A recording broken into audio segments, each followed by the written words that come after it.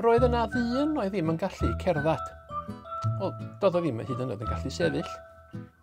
O, fe hoffwn i fod fel chi, meddai wrth ei ffrindiau. Nad oedd y dyn ddim yn gallu cerdded, roedd ganddo ffrindiau caredig i'w helpu. Un diwrnod, cafodd ei ffrindiau syniad da. Fewn ni a ti a Tiesu, meddai nhw. Fewn na i Iesu dy wella di. Felly dyna godi'r dyn ar ei fatras a'i garu o'r tŷ lle roedd Iesu'n aros. Ond roedd cymaint o bobl wrth y drws. Doedd dim posibl iddyn nhw fynd yn agos ato. Beth am dringo'r grisiau? Meddai un o'i ffrindiau. Roedd grisiau tu allan i'r tŷ. Felly, i fyny a nhw, i fyny ac i fyny, i'r to. Roedd to fflat ar y tŷ wedi wneud o fwd sych a choed.